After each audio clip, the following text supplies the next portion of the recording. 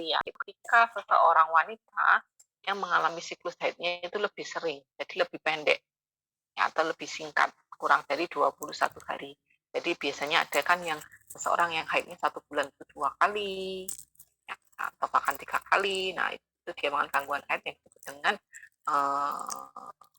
polimenuria. Kemudian menoragia atau hipermenuria, di mana di sini berhubungan dengan darah haid.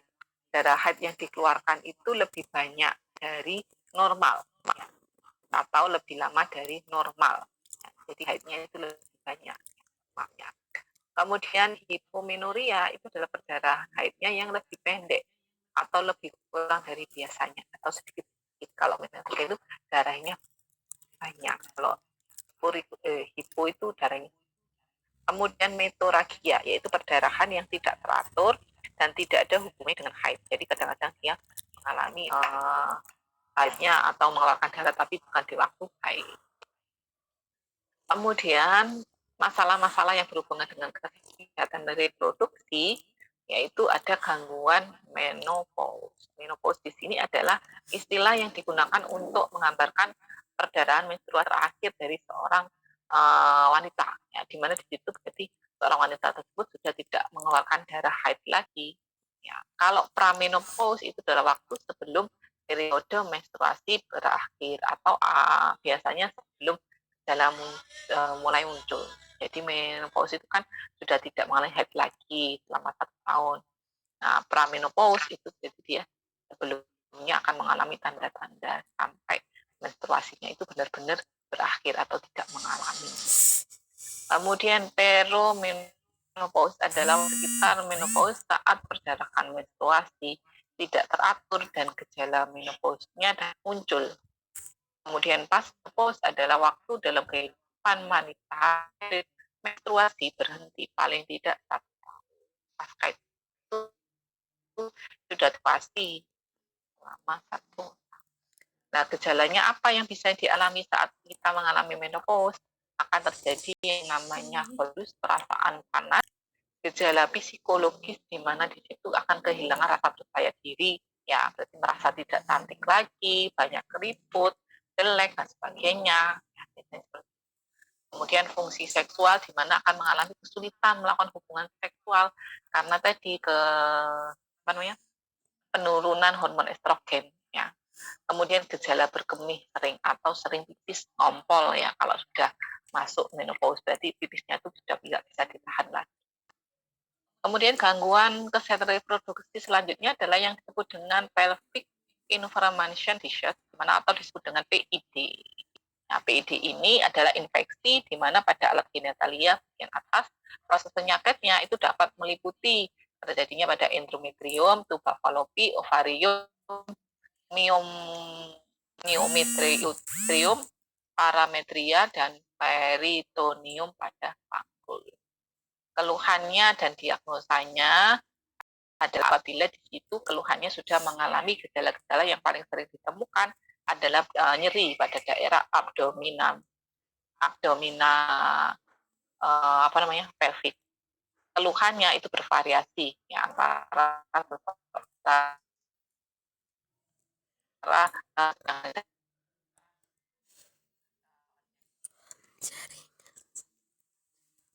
kondisi pakilokan dan ya untuk kriteria minimum untuk diagnosa klinis, jadi didiagnosa PID itu apabila dia mengalami nyeri gerak pada serviks, nyeri tekan pada uterus, nyeri tekan pada aneksa. Kriteria tambahannya yang mendukung diagnosa dia sudah didiagnosa PID apabila dia suhunya mencapai lebih dari 38,3 di suhu pakai termometer oral. Kemudian cairan serviks atau vagina yang tidak normal, ya, atau muko-ureter seperti tadi keputihan yang berbau berwarna hitam, hijau kekuningan. Kemudian leukosit dalam jumlah banyak pada pemeriksaan mikroskopis vagina dengan salin, ya, pengambilan cairan vagina, kenaikan laju endapan darah dan protein reaktif C meningkat. Kemudian dokumentasi laboratorium infeksi serviks oleh infeksi gonore dan trokomatis. Kemudian yang spesifik lagi kalau kita mau mendiagnosa seseorang mengalami PID, ya apabila kita melakukan pemeriksaan yang lain seperti biopsi endometrium serta bukti histopatologi endometritis melalui USG transfer atau MMR, memperlihatkan tubanya penuh berisi cairan dan hasil pemeriksaan dengan paraskopi yang konsisten dengan. Kemudian selanjutnya adalah untuk mengatasi hal tersebut kita melakukan screening untuk keganasan dan penyakit yang sistemik, di mana screening ini adalah usaha yang bisa kita lakukan untuk mengidentifikasi suatu penyakit yang secara klinis belum jelas dengan menggunakan pemeriksaan tertentu atau prosedur lain yang dapat digunakan secara tepat untuk membedakan orang-orang yang kelihatannya sehat tapi mempunyai satu atau betul sehat. Jadi di situ kelihatan orang itu sehat. Tetapi saat kita melakukan screening pemeriksaan, dia itu sakit atau memang dia benar-benar sehat. Jadi kadang-kadang kan ada penyakit-penyakit tertentu yang tidak terlihat secara kasat mata atau secara fisiknya seperti kanker, miom. Nah itu kan tidak bisa. Jadi harus melakukan pemeriksaan laboratorium. Nah, manfaatnya apa kita melakukan screening? Yaitu bisa mendapatkan klien yang menderita penyakit sedini mungkin, sehingga dengan begitu kita bisa melakukan segera mungkin untuk melakukan pengobatan. Kemudian mencegah meluasnya penyakit di masyarakat. Kalau memang kita tahu bahwa itu adalah penyakit, mempunyai penyakit, apalagi penyakit yang menular.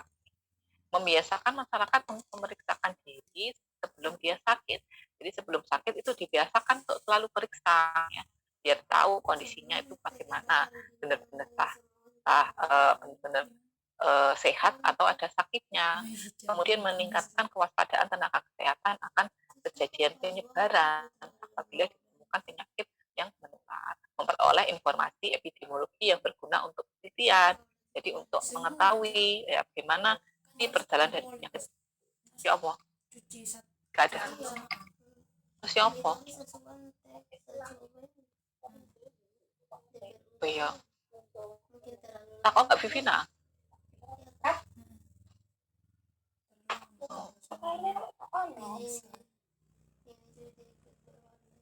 Senin. Bahwa iku buku target kuwi. Terus mari ngono kartu kuwi APD. Tes web.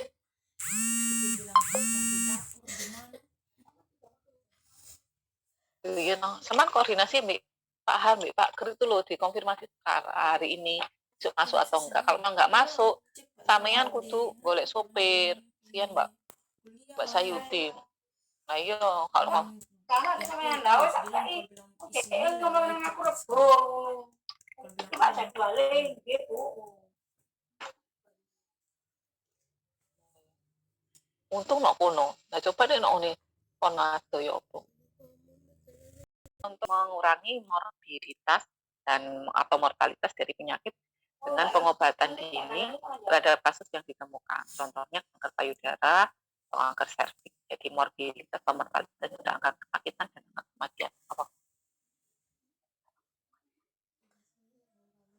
Kalau sisa-sisa kah? Aduh ya aku. Yang biru itu loh. Yang tugasnya apa? Injeksi biro melawa-lawa biro. Gak ada nih. Gak ada. Gak ada orang ana sing nang nggerku.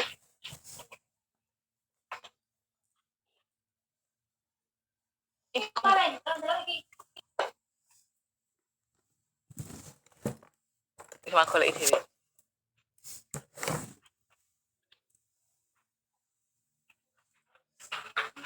Kemudian planning untuk keganasan dan penyakit sistemik ya.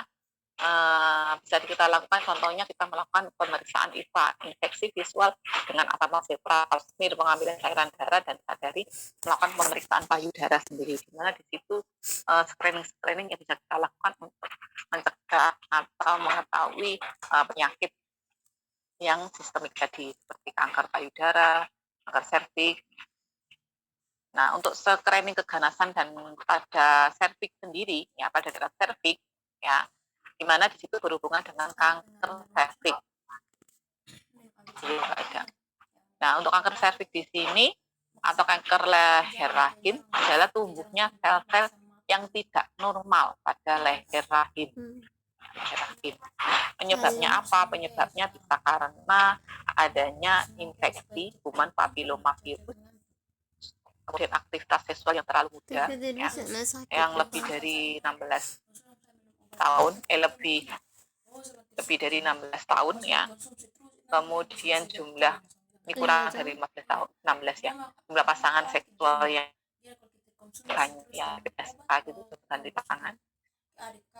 Kayak punya bahan karsinogenik dari tembakau, obatan narkotika. Nah, defisiensi vitamin A, D, E kekurangan, dan jarak kehamilan yang terlalu dekat.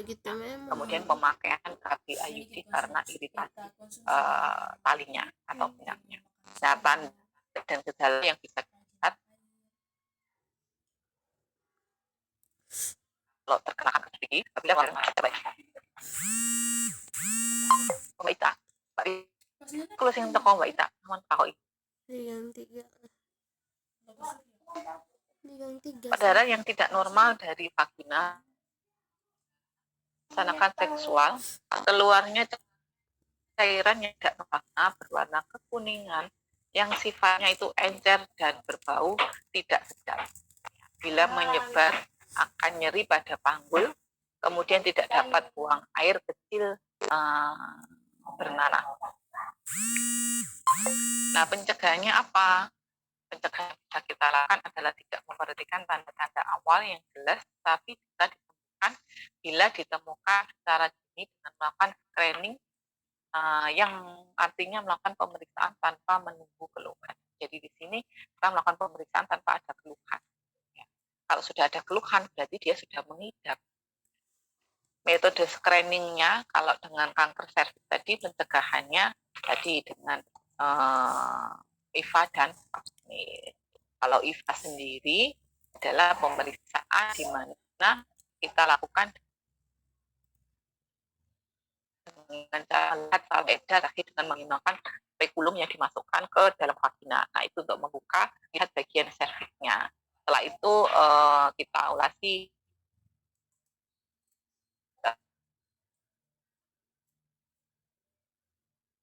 asam ini katanya. Kemudian yang selanjutnya adalah pengambilan asupan PAPS atau PAPS. Karena di sini untuk mengamati sel yang dieksploitasi dari genitalia. PAPS di sini telah terbukti dapat menurunkan kejadian karsinoma serviks yang ditemukan stadium prakanker, jadi sebelum ketemu. Nah, itu dia. Anak piro Mbak?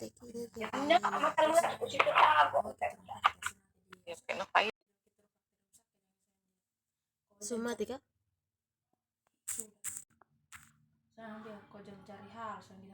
Untuk mendiagnosa atau mengetahui adanya kanker pada payudara, ya, dimana itu berarti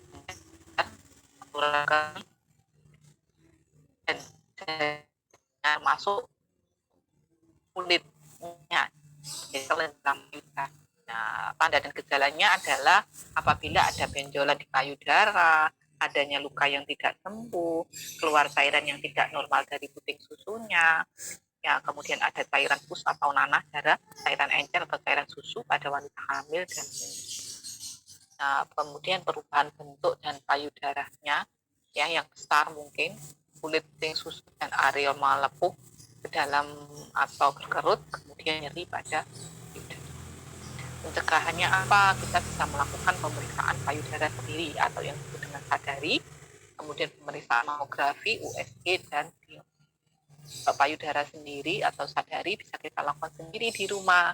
Ya, caranya kita lakukan secara teratur dan sistemik berurutan. Ya, dimana di situ juga melakukan screening secara untuk mendeteksi secara contohnya seperti ini. Ya, jadi dilakukan dengan posisi berbaring ataupun berdiri.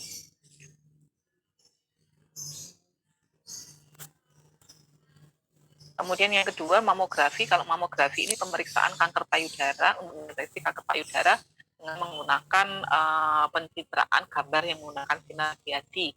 Ya, dosisnya itu menggunakan payudara dan ternyata paling efektif untuk mendeteksi kanker payudara secara yang harus melakukan adalah kuku bahasa Inggris.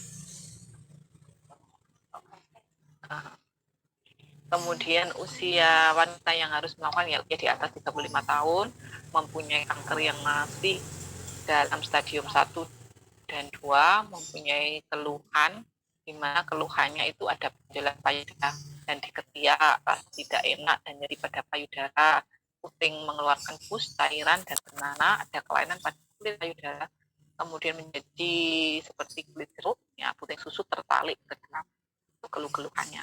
Dan mamografi ini tidak dapat dilakukan di saat menjelang menstruasi atau sedang menstruasi, ya, wanita hamil dan menyusui serta wanita yang menjalani terapi hormon. Apa kuwi? Lho, kok sama nelingno?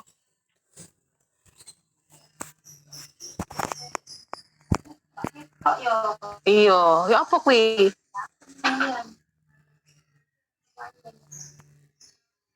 Sesuk aku ngliwati gak aku? Neng Ketawang. Tidak kuwi.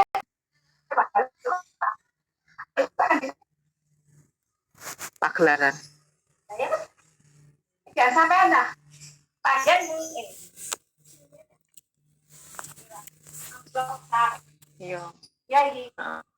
Kemudian yang ketiga pemeriksaan USG. USG ini untuk mengetahui kanker payudara, ya, terutama di situ kan untuk melihat pada payudara yang padat ya, biasanya ditemukan wanita muda atau kadang sulit dinilai pada mamografi. Ya, saat mamografi itu tidak ditemukan. Nah, kita melakukan pemeriksaan dengan USG untuk melihat kanker payudaranya. Kemudian biopsi, kalau biopsi ini kita melakukan pemeriksaan dengan menggunakan pengambilan jaringan, di mana yang ada di dalam payudara tadi ya dengan cara bedah. Ya. Nah, jaringannya tadi dilakukan pemeriksaan menggunakan mikroskop. Biasanya pada tindakan lebih. Nah, bagaimana peran bidan di dalam screening keganasan penyakit sistemik tersebut, yaitu memberikan motivasi pada wanita, ya, untuk melakukan pentingnya langkah screening, membantu dan mengidentifikasi orang-orang yang berisiko terkena penyakit atau masalah kesehatan tertentu, dan membantu mengidentifikasi penyakit pada stadium dini sehingga terapi dapat dimulai secepatnya dan pranoksa penyakit dapat diperbaiki. Salah kendalian ya.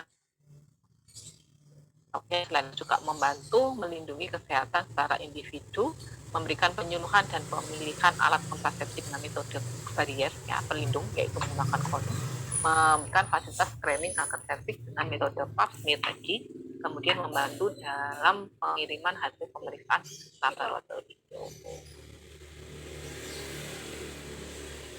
Harganya piro? Biasanya piro? Tahu tukang punya ini.